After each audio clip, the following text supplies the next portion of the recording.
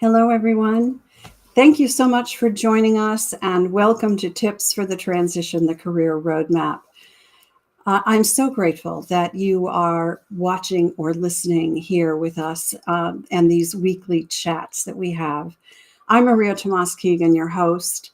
And as a career and life coach for women, my vision is to create resources that help women navigate career and life challenges with more ease and grace, and to know they're not alone. Each weekly conversation we have is inspired and inspiring, and it's intended to help women around the world become more confident, resilient, and brave in their careers and in their lives. So, if anything resonates, strikes a chord with you, and you want more information, take a look at the show notes below, and you will find the links to connect with my guest and me. So today we're going to talk about women in leadership, how we can leverage our natural abilities and strengths and use them to our advantage. We're going to get my guest's perspective on how women have levers that they may not pull. My guest is Rochelle Janssens, and she comes to us from Brisbane, Australia. And it is early morning for her as we record this. Rochelle works with quietly determined career women who are ready to move into their first or their next leadership role so they can make a bigger difference. Becoming a leader as a woman is often a different journey, and maybe difficult journey, than it is for men. And Rochelle believes it helps to know the rules of the game so we can use them to our advantage and eventually be in a position to change the rules so they benefit everyone. She knows from experience that leadership is about who you are being, not what you are doing. And she works with her clients to become a leader from the inside out. We're going to talk more about that. Rather than being overworked and overwhelmed, waiting for someone to notice the hard work they're doing, her clients shine as their best selves, attracting the right people and opportunities without the crazy hours and the elevated stress levels. Now, who does not want more of that, right? So I'm going to introduce you to Rochelle right now. Hello, Rochelle. Hello. Thank you so much for joining us. I really appreciate you being here. Thank you so much for having me. I'm really excited to have this chat and get started. It's exciting. Yeah, let's do that. Okay, so let's get to know you a little bit better, Rochelle. So would you tell us a little bit about your background and how leadership became a passion for you? Yeah, I feel like I've always been a leader.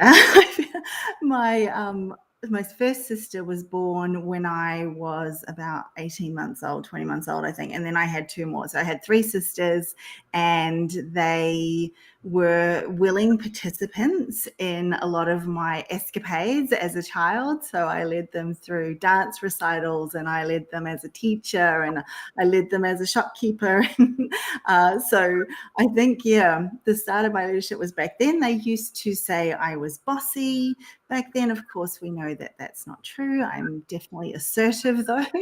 And then I started as an entrepreneur when I was 10 selling flowers, which, was a bit of a weird thing for a child to do on the side of the road. But I did that with the occasional pumpkin.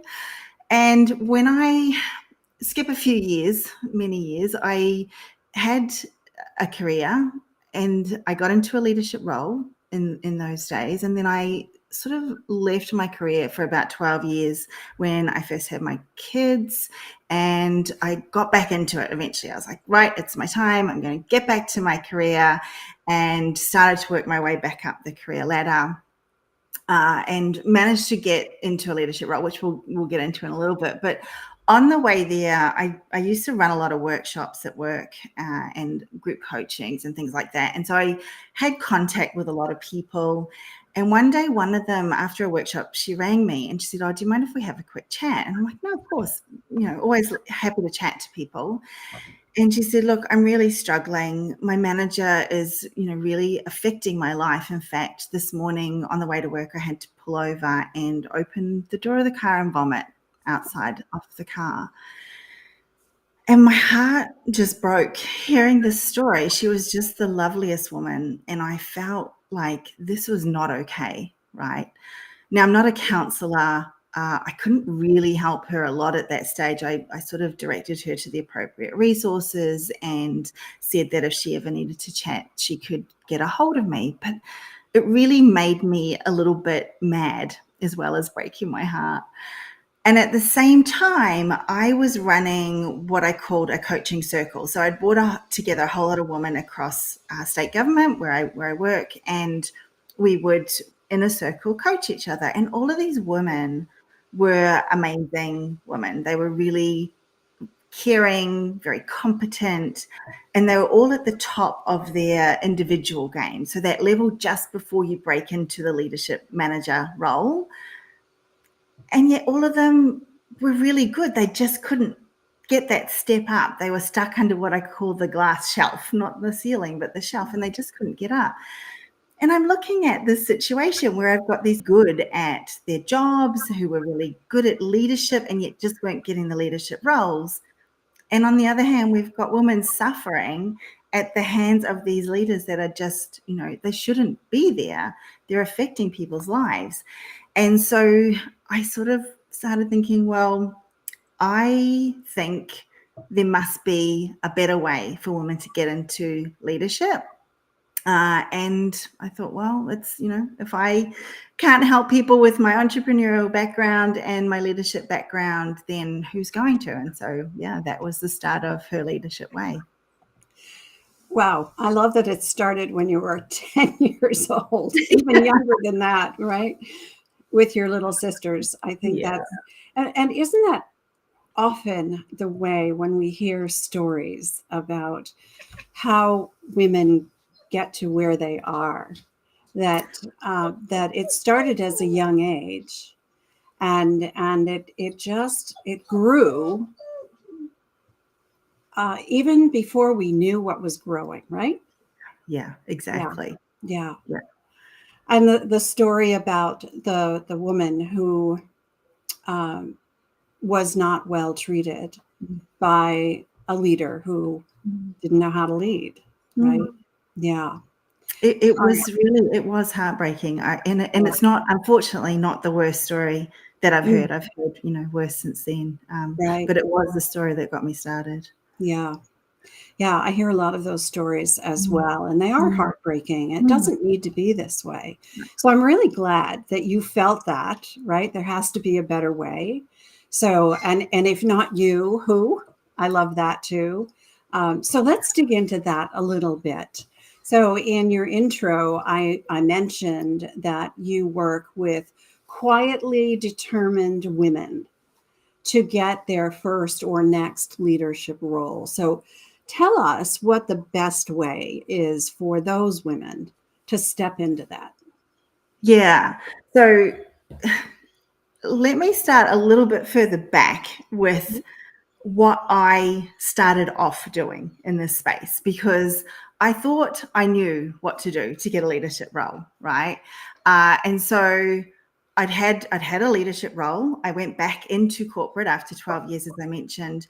And I thought, all right, I'm going to do the same thing that I kind of started off with last time. And that was what I knew to do, was work really hard. That whole adage of, head down, bum up. I felt I had something to prove, and I felt like this was the way I was going to do it. It was the way that I saw so many other people working, right? So you'd see people coming in early in the morning and leaving last thing at night, and you'd think, well, yeah, that's what I've got to do. And I used to do that before in my first career, and then I sort of thought, well, okay, that was before I had kids. That worked fine back then. I don't know if I'm loving this anymore as a parent, and even as a woman that just wants a life outside of work. And I think, we've recognized, particularly recently, that there is more to life than work. And I just thought, okay, I feel like this is something that I've got to do because everybody's doing it, but maybe I don't want to be a leader because, this long hours working really hard only seems to get worse as you become a leader. So I was doing it though. I was working hard.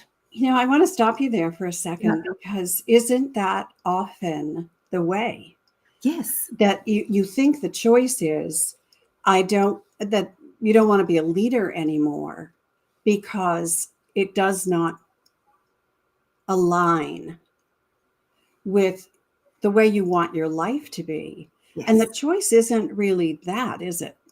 No. And yet so many of our role models, the people that we're looking to see how we do this in those leadership roles, that's exactly what they're doing. And you think based on that, that's the way it has to be. And it's not until you find new role models or, new ways of working that you realize, actually, no. And now that I'm in a leadership role, I'm very good at keeping to the hours that I need to work and not working outside of my hours. But back then I didn't realize that was a choice. And so, Right. that's been one of the things on my journey that I've been so glad to find out.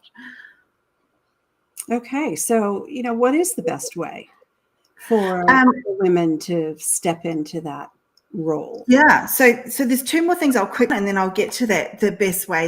The second thing I was doing was getting really good at what I was doing, right? So back then I was in project management, and so I was getting really good at writing business cases or the planning or orchestrating of people. And I got so good that one of the projects I delivered, I had feedback that it was the best project that they'd ever been involved in, so well delivered, and like really gave my ego a bit of puffing up getting that one. But I thought, again, I had to be excellent at what I was doing to get to a leadership role. And so I'd done the hard work. I got really good at what I was doing. Last step, put in a really good application, do a really good interview, and of course I'll get a leadership role. Seems inevitable, right? And so I applied for my first leadership role since being back into my career. And the result that I got, I was told I wasn't leadership material. Oh. And I was like, wait, what? What just happened here? So needless to say, wasn't particularly happy with that. You led a great project. That was exactly the feedback that I got. So there were 4 of us that had applied for this particular leadership role. And the blanket statement that came back from a senior leader who wasn't even involved in the recruitment process, so I don't know how this became his bugbear, but his blanket statement was, all the applicants were really good at project management, but they're just not leadership material. Wow. Yeah.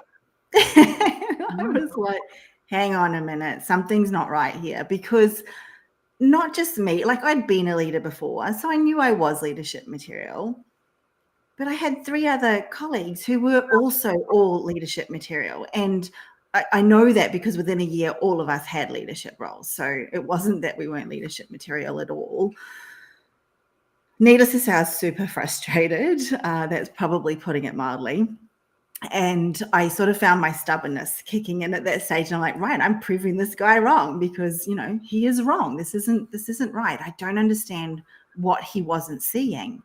And so, as well as my stubbornness, thankfully, also my curiosity kicked in. And I really started looking at all of the things, and I realized there was more at play here than I had first thought. Thank goodness. So to get to your question, what is it that really gets a woman promoted? I did a whole bunch of research, looked at all the research at the time. I spoke to women that were in leadership roles. I got really curious about what they thought had got them there. And there were 3 things that became clear to me that really help women in particular, although men as well, but help us to get to leadership roles faster. And before I talk through those, I just want to add that working hard, getting good at what you're doing, putting in a good application, they all can get you promoted to a leadership role. They're just not as quick. It takes longer. And for me, it wasn't just about getting to a leadership role. It was really important to me to be a good leader. So, I'd seen enough by that stage and heard about, the lady that had vomited and other stories about, managers that should just never have been put in the role in the first place. And I never wanted to be one of them. And so what I've learned to help us get promoted also helps us to become really good leaders. And that was super important to me. So I'm hoping that that's something that's important to you too, if you are watching or listening today. So 3 ways that help us get promoted faster. The first is to become a leader from the inside out. The second is to build your village. And the third is to allow yourself to be seen, to shine, to become visible. And so I'll touch a little bit more on each of those things. So one of the things we often, sorry, Maria, did you have a question there? I love what you said, to become a leader from the inside out. I love that to me, it means be authentic, be you, right? Yes. And shine your light. Yes. Right? Is that what it means to you? It does. And it also means to be the best you. So I think, there's often this advice to be authentic.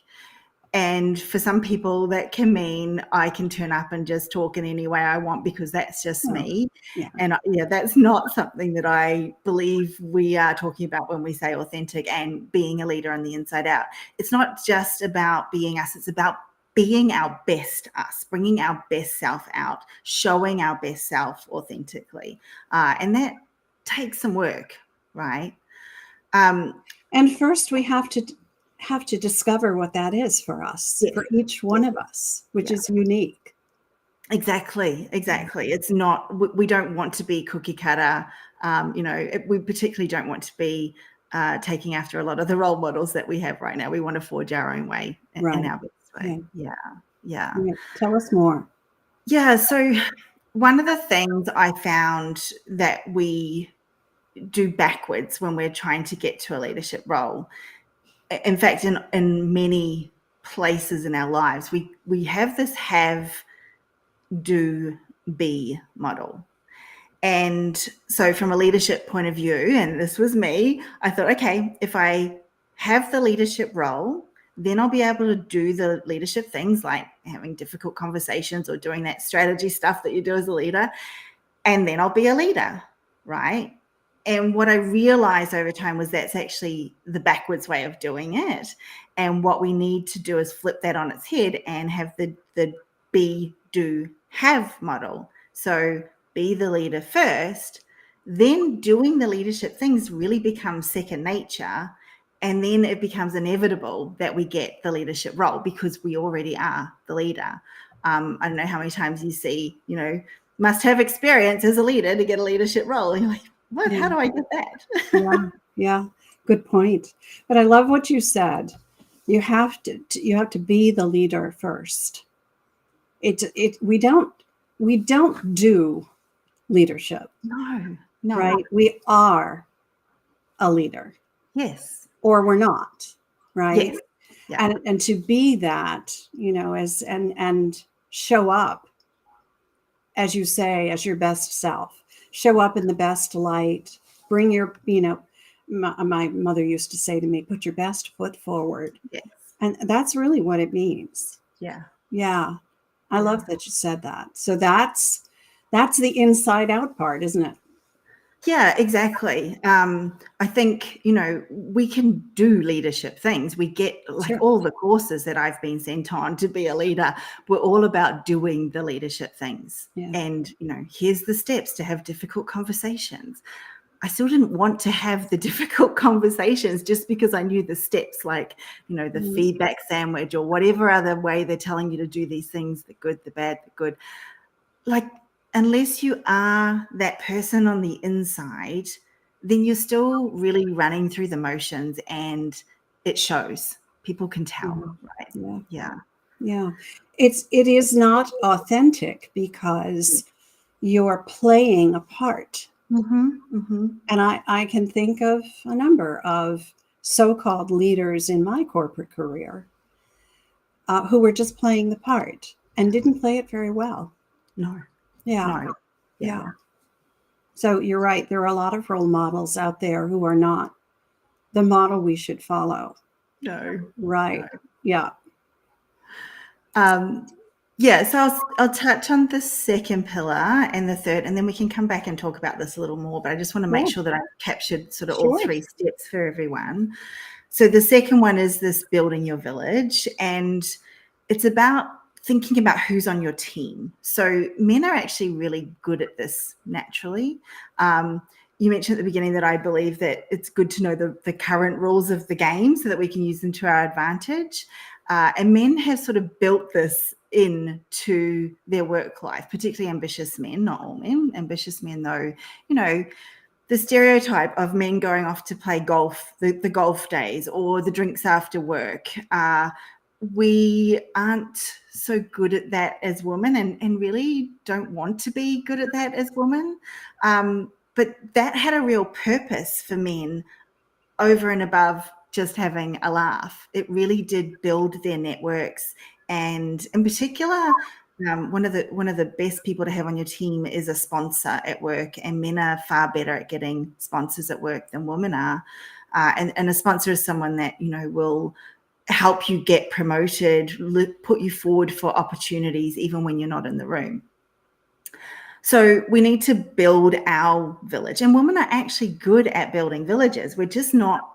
We don't do it in the same way as men do. So for me to build my village in a way that felt comfortable and authentic is about reaching out to people one-on-one, right? It's about sort of building those relationships and intentionally maintaining them. So it's one thing to reach out to someone, but I needed to get really intentional and almost systematize building those relationships. So, or maintaining the relationships, sort of getting back to them. And what I find when my clients do that, they see things start to come their way that they have never had before. In fact, one client, as an added bonus, was going through a really rough time and now had this village of people to reach out to who helped her find herself again, helped her keep her sanity, helped her, remember that, yes, you actually are really good at this stuff. And so there's a whole lot of good things to building these relationships. And it's not a one-way thing, right? It's reciprocal. You're so right about it. I love that you say build your village. It takes a village. It really does. Yeah. And I often refer to this with my clients as creating your board of directors. So every great corporation has a very sound, solid board of directors. And if you're the chairman of your board, then the people you have on your board are the people who support you, who, as you say, they sponsor you, they mentor you, they have your back. Yes. And those people are people who are not expert at the same thing you are generally, but have expertise outside of yours, so that you have, tentacles in other areas of the business, so that, as you say, they can reach out for you even when you're not in the room. I love the way you put that. Yeah, that's such a good point. Thank you. I think the good thing about this village as well is that you get to take this with you into your leadership role. Yeah. And like, a leader needs to be connected. That's part of being a leader, is having, knowing the people to go to. No longer do we want to be the know-it-all leader. Excuse me. You want to be the learn-it-all leader and the connected leader. And so you want to be able to go to all of these different people that you've built relationships with to help you out in problem solving, or they know someone that knows someone. It becomes a really huge benefit as a leader to have this village around you. And not only do you take it into your leadership role, but you take it everywhere with you, because these are relationships that you cultivate for a lifetime, very often, right? Yeah. So rewarding. So rewarding as a woman to have to have people that you genuinely call friends now, Yeah. because you've built Feels this very supported and supported. Yeah. It does. Yeah. Yeah. All right. What's the third one? So third one is the visibility. And I know for Quietly Determined Career Women, a lot of people sort of grit their teeth at this stage and start hand wringing, because this can feel really scary for quieter women. We're not out there, we're not loud, we don't necessarily want to be seen by all and sundry.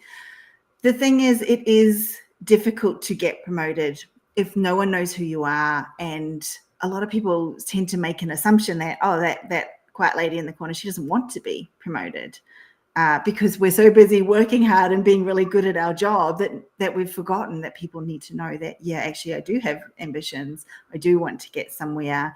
And hey, I'm here. So we need to get good at letting people know that, yeah, we're here. I want to get somewhere. And also that means letting them know why we should get somewhere.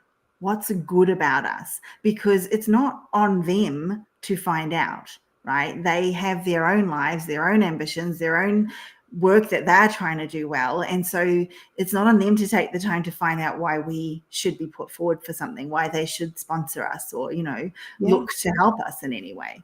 Yeah, I love that. It's I talk to my clients a lot about positioning themselves for what they want. Yeah. If we don't know what we want, then we can't do that. We can't position ourselves. If we can't tell anybody what we want. So we first have to know, what do you want? Right? Yeah. What do you want? Yeah. And then how do you let other people know that this is your desire? Mm-hmm. And how can they help you with that? How can they help you? And that's where the relationships come in. Yes. Yeah. Yes. Yeah.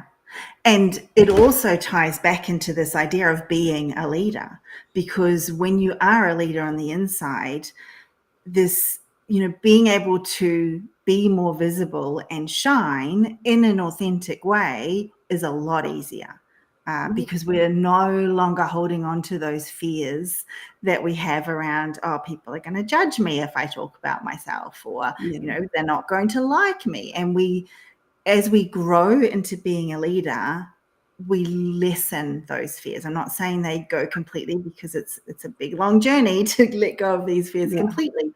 But even lessening it helps us to shine and be visible and let people know where it is we're wanting to go. Yeah. I think we have to be very confident about the value we bring. And again, we got to know ourselves pretty well.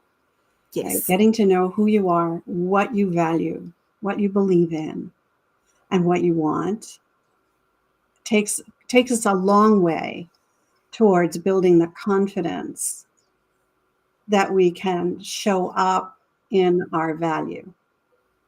Yes. So that people just see it, right?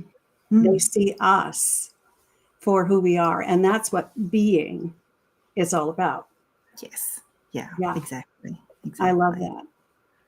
All right. So we've talked about the three principles here. It's being a leader, not doing leadership, but being a leader, having a village, surrounding yourself with the people who can support you, and then letting people know what it is you want, right? Visibility, making yourself visible. So they sound easy enough, but I'm guessing if it was easy, we'd all be doing that, right? So is there anything else behind this that you can help us with? Yeah, there's a lot behind this. However, I've done the work to really make it simple for people. I'm not going to say easy, because it is a journey, and there is a lot of work behind this, a lot of personal work. But I've done the work to make it simple, and this has taken me a little while to pull together. I want to talk about first a little bit about what it means to get to be a leader, and give you an analogy. There's a book I love by a man called Dr. Ryan Gottfredson. It's called The Elevated Leader, and he does a really good analogy for this. So I wanted to share his analogy. And he calls it, rather than being a leader on the inside, he calls this vertical development. And so he says, if we take our smartphone and we add apps to it, the apps that we're adding to our smartphone, those are akin to us learning to do things, right? So the phone can then do more things the more apps we put on it. So that's great. That's what he calls horizontal development, and that's what I call doing. And then the next thing that happens is we put a new app on and all of a sudden it can't work. The phone just can't cope with this new app. And you realize that, in fact, for this app to work, there's a red dot and it says upgrade your operating system. That's what we need to do. We need to upgrade the operating system, which is an entirely different thing. It's what's driving the whole phone. And that is what he calls vertical development and I call being a leader. So we can add that app on, but without developing ourselves, like we said earlier, we're just going through the motions. We don't really know how to do it because we aren't at the level we need to be at to be doing those things. So I really liked his analogy of that, understanding the difference between sort of the doing skills that we get taught a lot on these leadership courses and the vertical development that we need to be a leader. So a lot of it comes down to, a lot of this vertical development comes down to mindsets, really. It comes down to how we see the world, how we see ourselves within the world, and what we believe to be true, and really diving into what is that stuff, and is it really true? So there are 3 principles that I've pulled together to help us start to shift our mindset, start to look at our mindsets, start to question our mindsets. And in order to use these 3 principles, so the first part is knowing what these 3 principles are. The second part is already a mindset shift in a way, and that is the difference between a growth mindset and a fixed mindset. So as long as we've got a growth mindset, we believe we can become a leader. We believe we can work on ourselves and change and grow. Whereas if we've got a fixed mindset, we think, what we're born with is it. That's what we've got, and there's nothing we can do about it. I think there's a famous quote by Henry Ford around, if you think you can and you think you can't, you're right. And that's the same thing to do with vertical development and becoming a leader. And then the third part's going to be practice a lot. So the 3 principles: we ask powerful questions, we take 100% responsibility, and the third one, we give grace to ourselves and to others. And so if we apply those principles to some of the things we talked about earlier, for example, having difficult conversations. If I go into a conversation with my boss, for example, because I have feedback to give him that's not particularly positive, maybe something I think he could be doing better for both of us, or for me in particular normally. So if we follow these 3 principles, then I will start with giving him grace. And that's sort of thinking, okay, I know my boss is coming from a good place. He's got good intentions here. He is trying to do the best that he can with what he knows. So I'm going in with that feeling of positiveness around him, giving him grace. The second part is taking 100% responsibility. So before I walk in and give feedback or have this difficult conversation, I'm going to look at, okay, what's my part in this? What am I doing that might be causing him to, speak in this way or do this thing that isn't working for me? It might be looking at, well, what's triggering about what he's doing? Why am I feeling frustrated about what he's doing? And it might be, what am I not doing that's causing him to do this? So taking responsibility for our reaction and what our part in what he's doing. And then finally is we ask powerful questions. And this really means part of it is like getting really curious, right? So instead of going into this meeting being like, you're doing this and I don't like it and you've got to do this, we will go in and go, you know what, I've noticed that this is happening and I'm really trying to understand more about what your intention is with this, or what does this mean, or, what, even asking, can you see what part I'm playing in this? So getting really curious. And then this difficult conversation is suddenly not all that difficult, right? We've taken the heat out of it. We've taken the defensiveness out of it for him. and the outcome is really going to be a win-win. And that's much better than walking in with, hey, boss, here's some good things, here's some bad things, here's another good thing. Yep, okay, thanks, bye. So, these 3 principles really work together to help us be a leader rather than do leadership things. And then, powerful. That's a powerful set of things that we can do. I love that you started with give them grace, right? Yeah. Give yourself grace too, right? Yes. Yes. It takes some of the pressure off. I like to talk about the power of the pause, right? Yes. So just step back for a second. Yeah. And asking powerful questions is always a great way to diffuse something that might have some tension in it. And it takes the judgment out of it. If your questions are the right kind of questions, right? Yes. It takes the judgment out of it. So there's less contention between the parties. Yeah. That's powerful stuff. And using that on yourself too, right? So you said, we give grace to others, and we're probably often faster to give grace to others than we are to ourselves. So we need to give grace to ourselves as well. And we need to ask ourselves powerful questions. In fact, doing that, it really helps us become a leader, right? Yeah, and doing that first, right? Yes. Doing that first, and then thinking about what are the questions you could ask whoever the other person is, that, again, the right kind of questions that will diffuse the situation, open up the conversation instead of close it off. Yeah. Good stuff. Really good stuff. You've gone through so much here, Rochelle.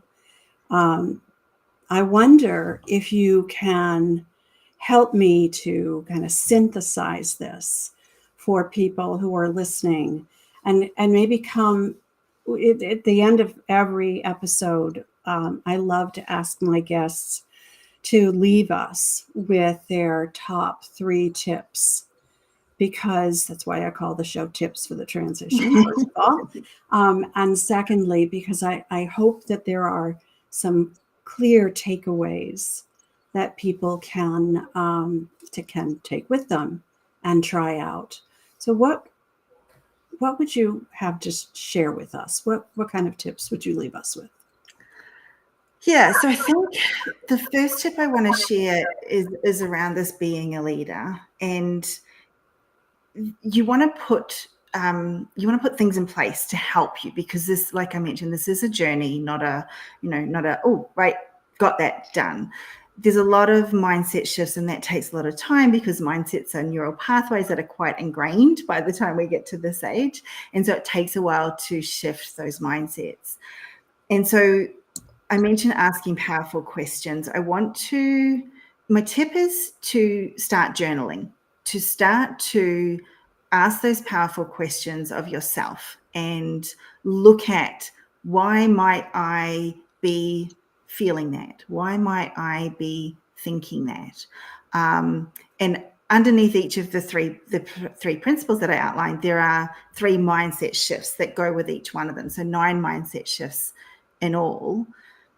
And so one of them, I want to give you some of those questions today that you can use to help journal through. That's great, because I was going to ask you to give us some examples. So one of the mindset shifts for we take 100% responsibility is to go from a people pleaser to a boundary holder, because as women, we are socialized to please people, right? And so we often will do things for others at the expense of doing something for ourselves. And so we want to get, as being a leader, we want to get really strong on holding our boundaries.